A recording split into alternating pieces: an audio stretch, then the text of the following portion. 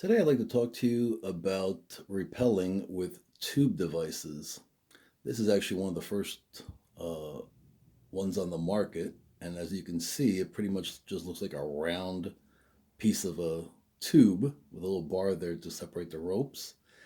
This is actually called the low tuber, which is where the probably term tube came from. It's got some cooling fins. Not too bad for rappelling. Pretty smooth. One of the first ones that I ever actually acquired, but I have so many. So again, this is the low tuber. This particular one is made in France, and basically the way that tube devices generally work is you slip a bite of rope through the tube type structure as such, either single or double strand rope. Then you connect a locking carabiner. Obviously, you want to lock the beaner up for safety. And so you get rid of any slack. And basically, this is what the operation should look like. And again, you apply friction on your brake hand as you're going down to control your descent. Now, this particular one, as you can see, one end is wider than the other. You could actually flip it upside down, and with the smaller end towards the carabiner, you actually get a little bit more friction than in this configuration. Pretty good for rappelling, very lightweight, does the job, especially if you're trying to rappel long descents where you don't want to put any twist on the rope. Tubes are actually the way to go in many situations. But again, I have so many of these different styles and shapes, and I'm going to be running some of them through this video just to give you an idea of what is out there. So the next up is called the Black Diamond ATC, Air Traffic Controller. Uh, in this configuration, as you can see, there's actually a dividing bar on the top instead of running through the middle like the low tuber.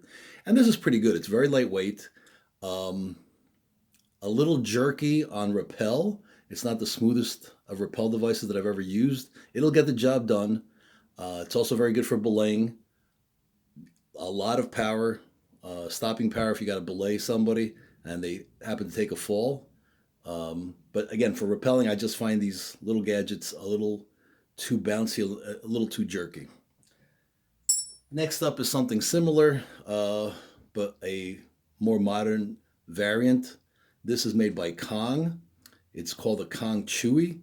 And as you can see here, the slots on the brake side actually have little teeth or ridges, giving you a little bit more stopping power.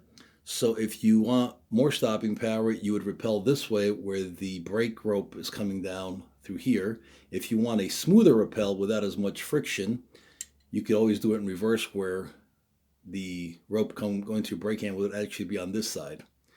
Pretty good gadget. I've used this a ton of times.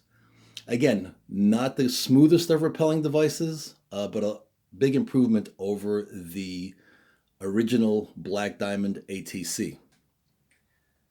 Next up, we have one of my favorites. This is made by a company called Omega. I believe they're no longer in business. I think they, closed their doors down in 2019. But I have a ton of their equipment made here in the United States. And the trick with this one, as you can see, it's got a longer neck.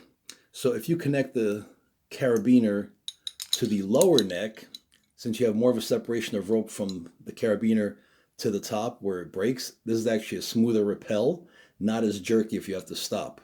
If you're belaying somebody, you can connect the carabiner in the top hole as such, and you get pretty much the same effect, stopping power, as you would with most other tube-like devices. Now this one actually has two modes. I don't know if you guys can see. So on one side, it's more rounded and smoother. So this gives you a little bit less friction. If this is the rope that's going to your brake hand, comes out of this side. But it will be a smoother rappel. On this side, you have these grooves. So if you want more stopping power, or if you're belaying somebody, you would use this side going to your brake hand, from the top, go around the carabiner, come out on the V grooves, and this would give you substantially more stopping power. Again, if I have to use a tube device only for rappelling, this is probably one of my favorites. This is called the Omega. Um, I believe this is the SBG Forged.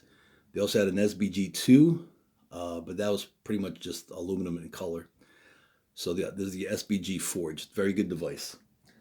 Last but not least, you have a more modern version of the Black Diamond ATC guide. And the biggest difference is, if you guys haven't noticed it already, is this loop hole in the back. Now, this one's actually made by a company called Blue Water Ropes. This is their version, but it's pretty much a copy of everything. This one's called the Blue Water Ropes Ranger, but it's basically a carbon copy of the ATC guide.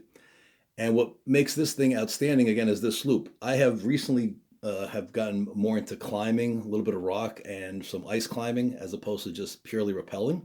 And this gadget comes really, really good. Comes in very handy when you're doing what they call top solo climbing. And what that means is you don't have someone to belay you. So you actually start from the top and rappel down, and then you start climbing from the bottom up, whether it's ice or rock. Now, what this gadget does, you would basically connect it in the same fashion as all the other ones. If you want to rappel, rope would come in, goes back out. I'll give you a better visual cue. So you'd put the rope through as such for rappelling. And pretty much, like I said, it works like every other tube device. Most amount of friction comes from the fact that it's looping around the carabiner and then coming out on top. Again, this has like fins or teeth to slow it down and give it more friction. What makes this particular device completely outstanding and one of my favorites for top rope solo climbing is that you can actually configure this in a way that you can use it as a self-belay device, because it'll basically lock up on you if you happen to fall. So the way you would do that, the easiest way to explain would be, you would take this device, you would run it or rig it as if you were going to rappel with your left hand. In other words, your brake hand would be left as opposed to right. As such, you can do it the other way too, but since I'm righty, I tend to remove most of the slack from the rope as I'm climbing with my left hand. This is how I prefer to do it. So again, you'd set the tube device as if you were going to brake with your left hand. You put in a locking carabiner, lock it up, except instead of rappelling with it, what you're going to do now, you're going to take the carabiner attached to your harness and you're going to put it through this hole here, and again, lock up the carabiner. And what this does is, when you put weight on it, it self-locks, becomes an auto-lock device. It'll go a couple of inches and then that's it. It's not going anywhere. So if you load it on this loop, it becomes pretty much a self-belay device. As you're climbing up, assuming you haven't fallen, basically as you come going up and you got more slack in the rope, you just kind of pull on the rope and remove the slack. So basically what I do is every maybe 4 or 5 feet, I stop, pull all the slack out. In case I fall, I'm not going to fall very far. The other thing you could do too, they call this what they call a catastrophe knot. Just, maybe every 5, 6 feet, you put one of these in the system as you're going up, just in case the auto lock for some reason slips or doesn't lock up and you start to slide. What'll happen is the catastrophe knot will jam into the device and now you're not going anywhere. Again, this is a backup. I've never actually, came to have to use the catastrophe knot. I put it in, again, every 4 or 5 feet just in case. But, the few times that I've actually slipped, I go down maybe a foot or two and this automatically catches. It's never been a problem where the catastrophe knot had to stop me. Again, tube devices for rappelling, very lightweight, put absolutely no twist in the rope, which is great, especially for long rappels. But again, if you want to do top rope soloing, any kind of climbing, my favorite climbing right now is ice climbing, but I do some, not a lot, but some rock climbing in the summer months. But again, this is great. If you don't have a partner that's going to belay you, this is great, because with this gadget, if you're going to start from the bottom up, it's perfect because, again, it's lightweight. You can rappel with either single rope or double rope. and it backs up as a solo belay device. So as you're going up, again, you remove the slack that you set up as you're going up, and if you happen to fall, it's automatically going to jam in. Anyway, hope you enjoyed the video. Hit like on the bottom if you did. Any comments or questions, please leave a comment on the bottom and I'll get back to you as soon as possible. Thank you for watching.